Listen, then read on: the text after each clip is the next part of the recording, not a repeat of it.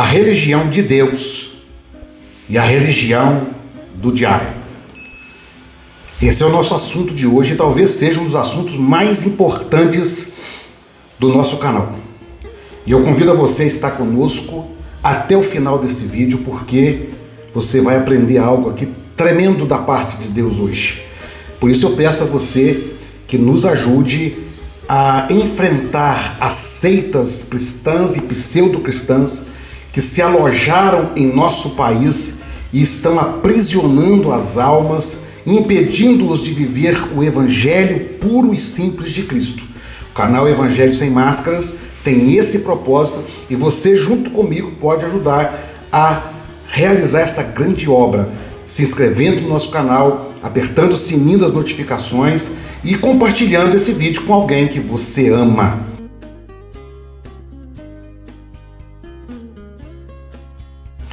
A palavra de Deus, na carta de Tiago, capítulo 1, versículo 27, vai nos falar da religião que o Pai aceita. Para entendermos isso, precisamos, antes de falar sobre religião, entender qual era a palavra usada no grego, no original. Por que isso é importante? Porque, meus irmãos, a palavra religião, ela é uma palavra que surge do latim, vem de religare, que ela tinha o significado de religar o homem com Deus. A função da religião era religar o homem com Deus. O problema é que essa função, ela é de Cristo. Quem religa o homem a Deus é Cristo. Foi Cristo o intermediador entre Deus e o homem. Então não existe uma instituição que é capaz de religar o homem a Deus. É o sacrifício de Jesus, é o evangelho da graça que liga o homem a Deus. Por que Tiago então fala da boa religião? Ali a palavra religião, ela vem do original treskeia, que quer dizer culto e adoração.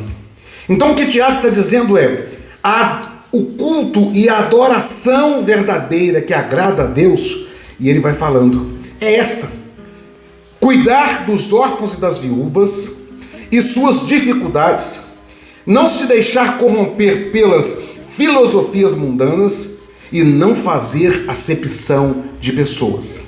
Olha bem, qual é o verdadeiro culto e adoração a Deus? Muitas pessoas acham que o verdadeiro culto é cantar, é levantar a mão, o outro é dançar e chorar. Não. O verdadeiro culto e adoração a Deus, que agrada a Deus, é quando nós realizamos algo em favor daquele que está necessitado. Ali eles citam órfãos e viúvas, porque naquele tempo não havia nenhum amparo social para os órfãos e as viúvas. Muitas viúvas, para sobreviverem, ou iam para pedir esmola, ou iam para a prostituição. Os órfãos eram abandonados para morrer de qualquer forma. Então, quando a igreja surge, Tiago ali vai doutrinar a igreja. Você quer adorar a Deus de verdade? Cuida daqueles que estão necessitados. Tiago estava dizendo que não era possível você sentar à mesa, ter uma mesa farta, quando o seu irmãozinho, órfão, ou a viúva que não conseguiu casar de novo, estava vivendo aquela vida de miséria. Essa seria a verdadeira adoração, a verdadeiro culto a Deus. E então, quando a Bíblia foi traduzida para o português, trocaram-se aquela palavra para religião, que vem do latim, como eu disse, religare, ligar o homem a Deus. Mas isso não é religião. O nosso vídeo tem o tema religião de Deus e religião. O que é religião de Deus, nós já comentamos aqui. Agora, o que é religião? Meus irmãos, essa figura de religar o homem a Deus tomou uma dimensão desde os primórdios da igreja assustadora. Primeiro, a igreja, que era a igreja católica universal, já logo no final do terceiro século, quarto século, ela já se considerava, principalmente depois de Constantino, quando liberou a adoração e depois, pelo próximo imperador, que estatizou a igreja virou a religião oficial do Estado. Ali em diante, a igreja assume uma posição seguinte: para o homem ir a Deus, ele precisa passar pela Santa Igreja. E o conceito de igreja que nós aprendemos é justamente esse, onde o homem, ele precisa de estar numa instituição religiosa, e aquela instituição religiosa seria a religião que liga o homem a Deus. Depois da reforma, essa visão continuou a mesma. Os reformadores não lutaram contra esta visão, e eles criaram também o sistema religioso e que se coloca entre Deus e o homem. É muito comum quando nós vamos falar de Jesus para alguém, eu tenho certeza que você que está ouvindo esse áudio, esse vídeo, já passou por uma experiência dessa. Quando você vai falar de Jesus para alguém, a primeira coisa que ele diz é assim: eu vou fazer uma visita na sua igreja. Meus irmãos, falar de Cristo não é falar de igreja, mas o entendimento que nós adquirimos através do tempo, que igreja é o caminho que leva a Deus. Meus irmãos, Jesus diz: eu sou o caminho. Não é uma instituição religiosa que é o caminho, é Cristo. Mas o que as religiões estão fazendo? Meus irmãos, e aqui nós vamos falar que, infelizmente, além das seitas cristãs ou pseudo-cristãs, muitas igrejas evangélicas e outras estão assumindo esta posição de dizer que elas são essa ligação entre Deus e o homem. Isso é mentira. Isso é uma artimanha maligna. Por quê? O que a religião fez como instituição? Ela viu que ela trazendo os seus seguidores, os seus fiéis, os seus adeptos para ela poderia controlar esse grupo. Então, ela interrompeu o processo de ligar o homem a Deus. Ela segura o homem para si. Infelizmente, toda regra tem exceção. Existem pastores sérios, existem homens de Deus sérios, existem líderes sérios, mas a regra geral é que alguém chega numa instituição buscando Deus, aquela instituição prende aquela pessoa para si. É por isso que nós vivemos a era dos profetas modernos. Nós vivemos uma era em que a pessoa entra numa instituição e aquela instituição tem algo diferente das outras para segurar aquela pessoa ali. O cristão hoje, ele não é livre mais para servir a Deus. Jesus disse que conhecereis a verdade e a verdade vos libertará. Mas a religião, ela prendeu o homem dentro dela de uma maneira terrível. As pessoas entram hoje dentro de uma instituição e elas são aprisionadas com doutrinas heterodoxas, com doutrinas que são exclusivas daquela religião, daquela seita, daquela instituição, e a pessoa, ele acha que chegou a Deus. E aqui, meus irmãos, é que eu venho dizer o grande risco da religião ou da instituição, talvez até que você participe, ela seja uma religião maligna. Por quê? Quando nós vamos para o ministério de Jesus, meus irmãos, a grande luta de Jesus não foi com pecadores. A grande luta de Jesus não foi com os publicanos, com as prostitutas, com os caídos. A grande luta de Jesus foi com os religiosos. Qual é o problema do religioso? Ele bate no peito orgulhoso dizendo: eu já tenho Deus. E ele não abre o coração para mais nada. Eu vou citar aqui o exemplo que Jesus, quando ele proferiu a parábola do publicano e do fariseu que foram orar. O fariseu subiu diante do altar e ele batia no peito orgulhoso: graças a Deus que eu não sou como os demais. Eu oro, eu sou de Deus, eu jejuo. Mas o publicano batia no peito, sequer ousava olhar para o altar e dizia: Senhor, tem misericórdia de mim, porque eu sou um pecador. O religioso não permite Deus agir na vida dele. E eu estou falando aqui por experiência. Nós temos mais de 30 anos de caminhada na jornada cristã, e recentemente, há 3 anos atrás, eu deixei uma instituição que ela se enquadra justamente em uma seita que prende as pessoas ali dentro, dizendo que ali é a igreja perfeita de Deus, que prende a pessoa ali dentro com doutrinas exclusivas daquele grupo, que prende as pessoas ali dentro com ensinamentos que ele não vai achar em outro lugar, nem na Bíblia.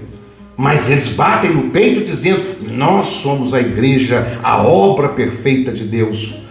São seitas que prendem a pessoa, e as pessoas não dão um passo para encontrar com Cristo. Meus amados, porque Cristo liberta o homem. Eu sei que nós não somos perfeitos, nunca seremos aqui na terra, mas o exemplo de vida cristã é Cristo. E o que nós vemos hoje dentro das instituições, e que eu contemplei isso face a face, nós vemos a prepotência religiosa. As pessoas que estão dentro desses grupos acham que eles são os grandes homens de Deus e os demais não. Eu me lembro que na seita a qual eu participei, era proibido fazer uma visita, por exemplo, numa igreja católica romana.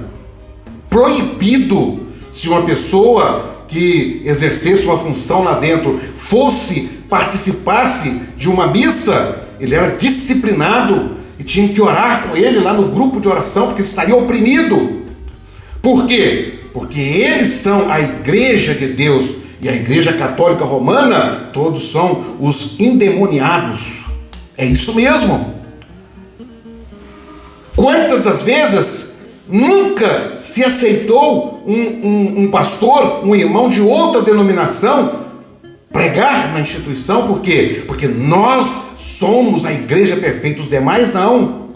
Isso é a religião que prende a pessoa ali dentro e não leva o homem a Cristo. A prepotência religiosa não é característica de um cristão, é característica das trevas. Também temos o orgulho, orgulhosos, presunçosos. Nós temos arrogância. Cristo nos ensinou a humildade. A Bíblia diz que Deus vai exaltar o humilde e vai abater o soberbo. As seitas religiosas, hoje ela é formadora de homens e mulheres soberbas, pessoas altivas, pessoas que pisam as outras pessoas, que humilham as outras pessoas. Quantas vezes nessa caminhada eu vi isso? Eu me lembro uma certa feita, eu gosto de contar experiências, porque às vezes a gente fala e alguém diz assim: mas será que esse homem viu tudo isso? Eu vi. Eu me lembro uma vez que houve uma suspeita que 2 diáconos, eles gostavam de, ao deitar, tomar uma taça de vinho. E o pastor tomou ciência daquilo. E ele reuniu a igreja no domingo à tarde. Eu posso contar o caso, não vou citar nome. Ele reuniu domingo à tarde a toda a igreja, convocou a igreja para uma reunião extraordinária. E naquela reunião, ele colocou os 2 irmãos de pé de frente para a igreja e perguntou para eles. Estava decidido que se eles confessassem aquilo ali, eles seriam disciplinados ou talvez até excluídos, porque eles tomavam uma taça de vinho na sua casa na hora de deitar. Eu não vou entrar aqui no mérito de tomar vinho ou não é esse o assunto. O assunto é a exposição, a arrogância de um líder religioso que coloca à frente um marido, um pai, e expõe ao ridículo, porque a prepotência religiosa é muito grande. Se consideram superiores a todos, porque eu não tomo a taça de vinho à noite, então os adeptos não podem tomar. Quem somos nós para julgar alguém? Mas a religião, ela faz isso. Meus amados, as características hoje dentro das seitas é a mentira.